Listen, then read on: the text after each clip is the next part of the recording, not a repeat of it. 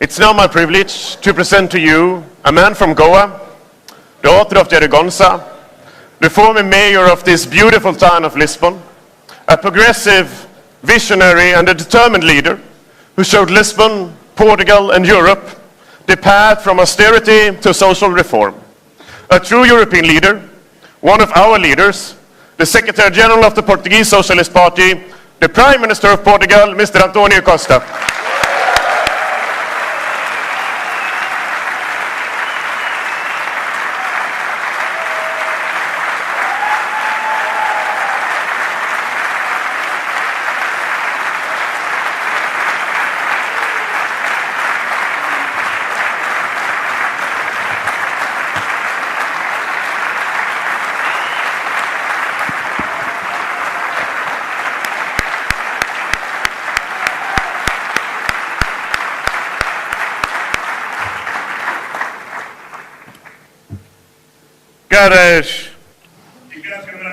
Dear comrades, naturally, please allow me to thank your presence here. Sergei Stanishev's presence, Franz Zimmermann, Pedro, Joseph, Luca Vicentini, Zoran, all of our comrades, for being here in Lisbon and allowing us to have this great Congress. Welcome once again to all of you.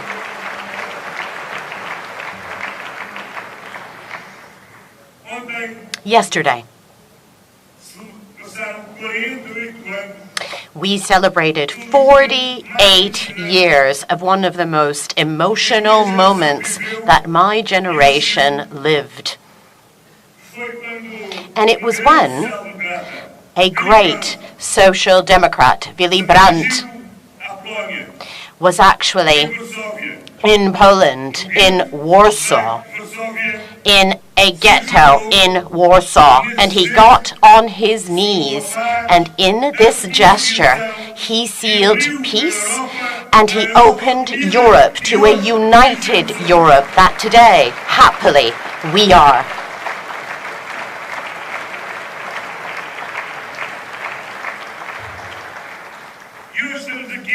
Today we are united around three words: free, just, and sustainable. These are three words that we can actually pronounce in all languages: English, French, livre, sustainable, fair, free, sustainable, or we can say it in Spanish: libre, justo, sostenible. We can say it still in German: frei, gerecht.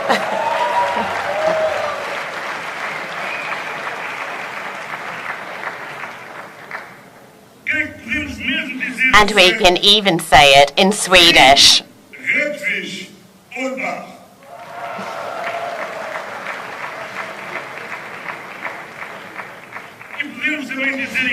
and we can even say it in Greek: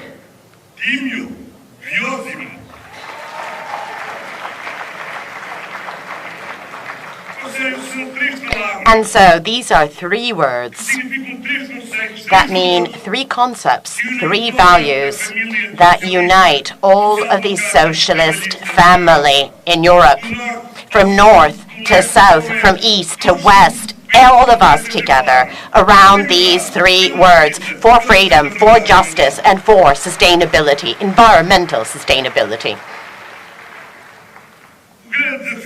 The great challenge, therefore, that we have before us is to overcome the fear that exists in many of our citizens.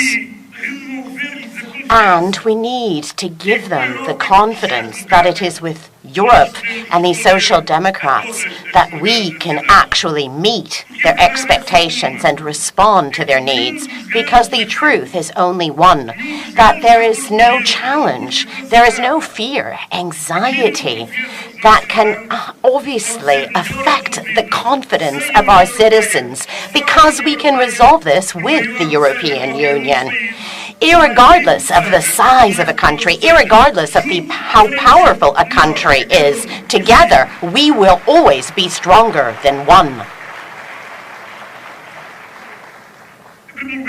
First of all, we must understand and learn how to listen to citizens, to understand what they're afraid of. What I think citizens are afraid of is most certainly globalization. Perhaps we feel that Europe is no longer the center of the world and that Europe is even shrinking. But I ask you, how can we better regulate globalization? Is it each one for his own, or is it by means of a policy that by means of just agreements we can regulate trade? It is with Europe that we can regulate globalization. That is the answer. But Europe also needs socialists and social democrats, because with trade agreements, it's not only about opening our borders to exports of machines that we're producing for the textile industry. We also must ensure that these agreements defend high standards, high social standards from an environmental point of view, from a quality point of view, because these are the factors that distinguish the European model from other social models, and it's the European model that we need to defend.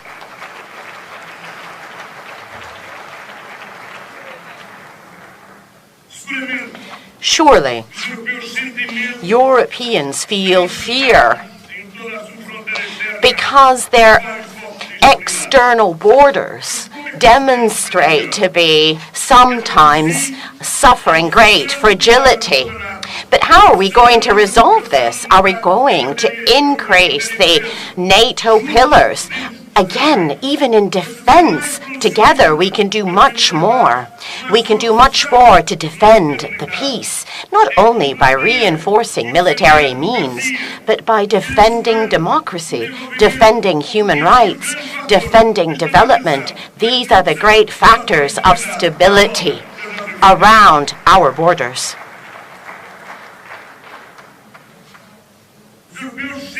Europeans feel fear inside Europe under terrorist threat. But we can better defend ourselves from terrorism. Will we do it by ourselves? Or should we be reinforcing police reinforcement, the sharing of information in order to be more effective? Again, I have a clear answer. Together, we can fight against terrorism. But for us socialists, to fight terrorism, it's not only a question of police. We want to fight the phenomenon of radicalization, and we need social, inclusive policies, new urbanization policies to end ghettos, new policies to end the radicalization of our societies.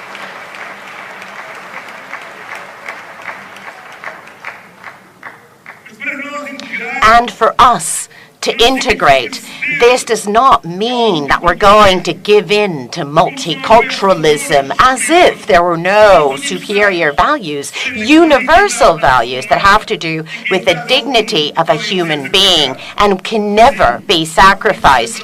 Yes, we recognize the freedom of religion for all, but we can never question into dignity, a human being, sexual orientation. All of these are universal values that we need to preserve.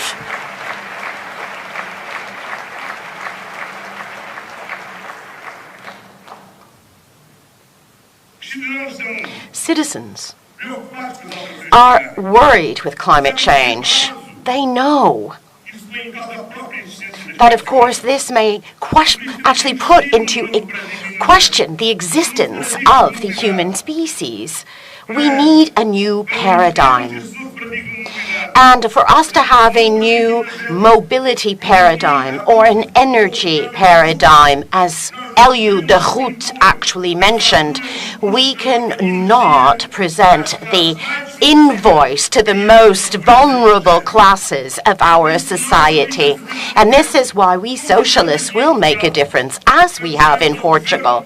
When we arrived in government, the social invoice only existed for 80,000 families. Today, energy invoice actually encompasses 800,000 families, and all of them have access to a social invoice for energy.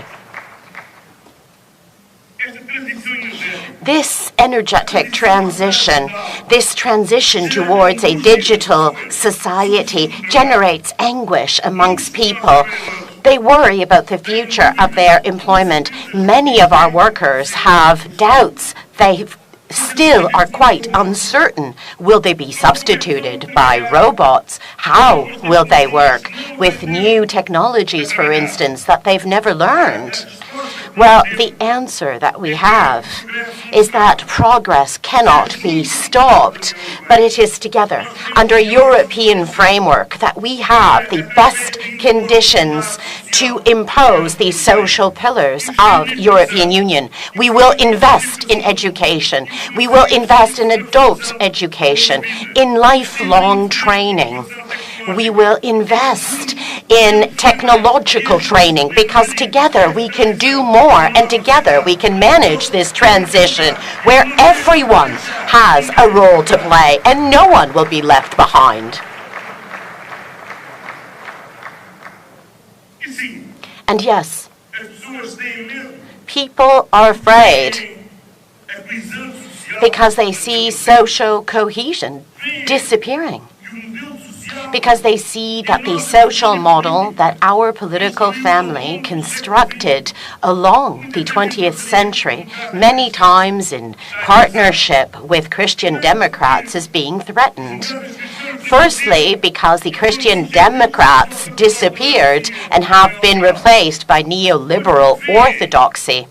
And also because inequalities have become far more serious, and our economy continues to create greater inequalities and less conditions so that the middle class may continue to progress, and less people are now part of the middle class. What we want to ensure in Europe is that we are capable of rebuilding social cohesion. And for this, we cannot be afraid of saying the following: the system remains and will continue to be fundamental for the redistribution of wealth, so we can finance a social state with good schools, solid hospitals, good support.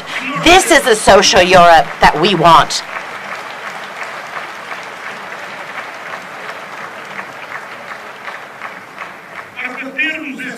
Now, to have this Europe and to have this budgetary capacity in this globalization era, we cannot have this illusion that alone or a single country can be effective to eliminate offshores or to tax the multinational companies that always find a convenient island so that they can pay less tax.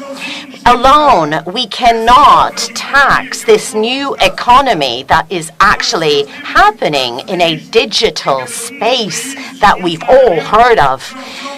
We can only fight this together. 27, 28, 29, 30 of us under the European framework, in the Europe that we want social justice. We want justice in the tax systems. We want a Europe that is modern and active. And in this manner, this is how we can fight fear with results. And for this, it is essential that people believe once again that in this united Europe, we have common rules, but we also have Each one of us, each citizen, we have democratic sovereignty to choose the government that we want, to change the policies that we want, because we want to have common objectives, and all of us can choose different paths to reach these common objectives.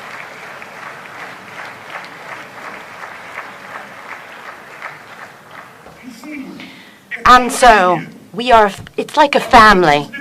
Obviously, we have to have rules in each one of our homes so that we can live together with our partners, with our children, with our parents. But it's not the fact that we have common rules, that we eliminate each person's identity. My wife and I, we have different preferences.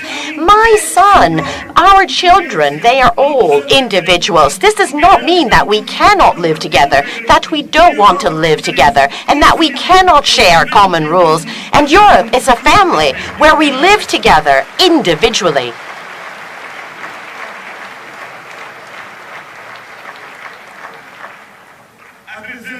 Three years ago, when we formed this government, many said that we were isolating ourselves from Europe, that we wanted to be an island. We wanted to be separated from the continent. We wanted to navigate southward. Well, they're wrong. 3 years later, not only are we not an island, we are still on the continent, and we are more at the center of the continent than we were 3 years ago.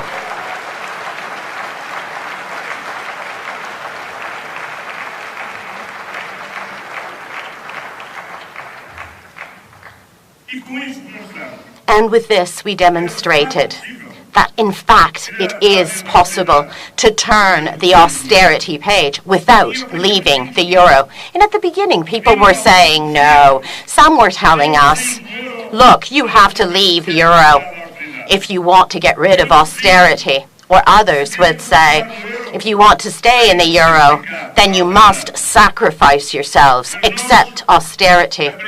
But we learned with Mário Soares that those who are defeated, or the only ones that will be defeated, are those who no longer want to fight.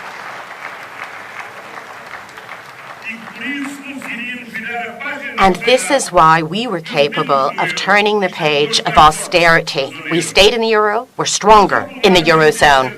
It's not only because Mário Centeno is president of the Euro Group, it's because we proved that with results, it is possible effectively to have a different policy, to have different politics, and get results without austerity.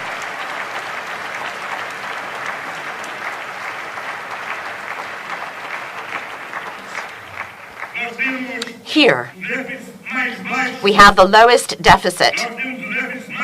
We have the lowest in the history of the Portuguese democracy. We were capable of creating a climate of trust that allowed us to create conditions so that there's more growth, more employment, and for the first time since we were actually joined the euro last year and this year, we are growing faster than the European average, and our trajectory is of convergence with the European Union. Yes, we are converging with the European Union.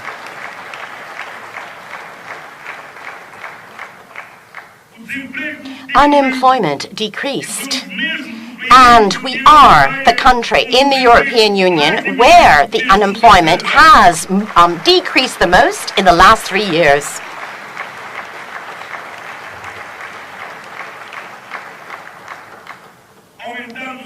We increased the minimum salary by 20%. The average salary has increased by 6.4%. The inequalities are dissipating for historical levels, and 104,000 Portuguese are no longer living under the poverty line, and we will continue to improve these results. And contrary to what was being said, did not have an impact on investment because private investment is also reaching record levels. This did not harm the competitiveness of our economy because our exports have also increased and we are actually increasing our market share. This happened today because if we want to be competitive, it's not with low salaries, and it's certainly not by destroying rights. This is the neoliberal recipe that directs us to regression, and we can't accept it. What makes us competitive is to invest in people, in their education, in their training, to invest in companies so that they're more modern, better managed, more technology, more innovative, and yes, we can maintain ourselves at the front line of growth. This is the Europe that we want.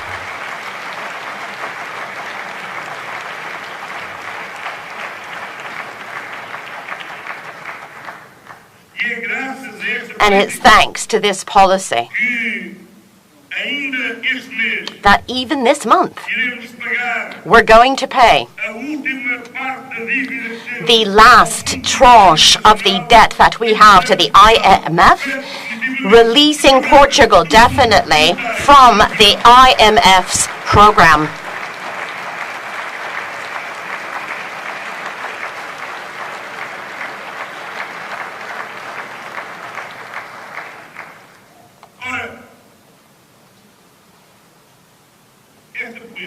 This policy of good results,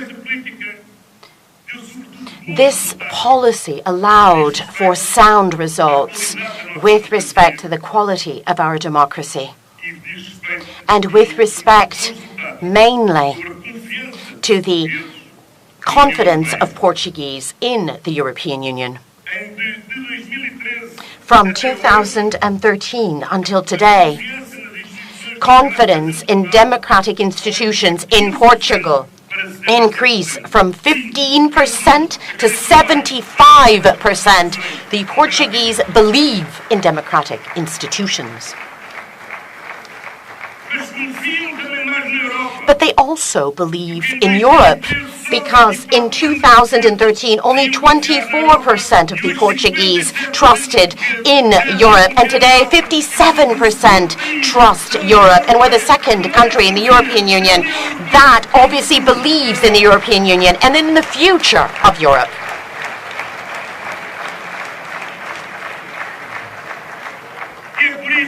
And this is why we can say, and we have to say this to all citizens, that we understood that there are reasons why you were fearful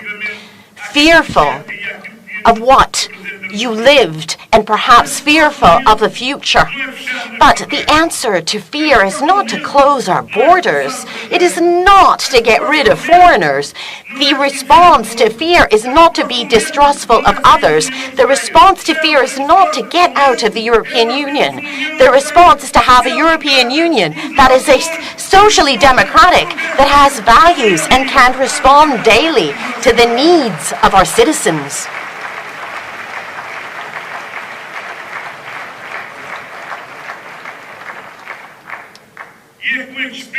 And it is with this spirit, with this determination, with this energy, with this will, that we must actually depart towards the next European elections, perhaps the most demanding elections of all.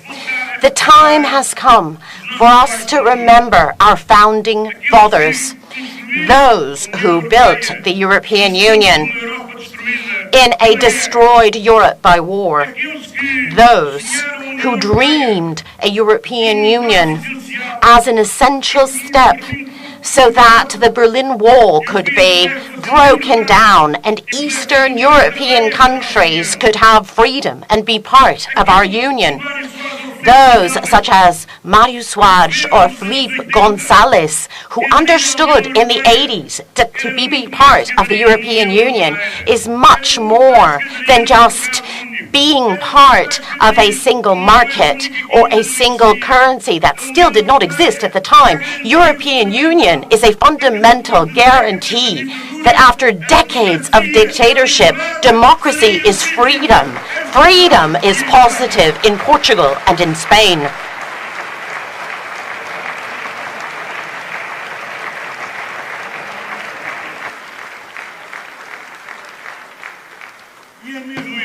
And this, before we have any type of single market, before we have a single currency, we are a community of values.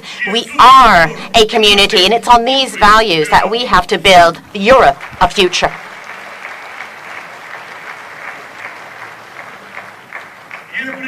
And this is why that our choice for candidate to the president of the European Commission, the choice of a man or a woman that should lead our electoral campaign for the next European elections, fell on someone who in the last months has personified all over Europe the fight for what is most important in Europe, has fought for the dignity of all human beings, for the gender equality, for the supremacy of the rule of law, for the freedom of speech, a man that has fought against the authoritarian threat that has entered the borders of the European Union and is the true opposer of that we must actually win in the next elections. And this is why that I'm very proud that the candidate of the socialists for this election is a man who is a militant since his youth. He's a convict socialist, a convict feminist, an ecologist, our comrade Frans Timmermans, whom I ask everyone to massively support and back up today until election day. Frans, please, together, we are going to win.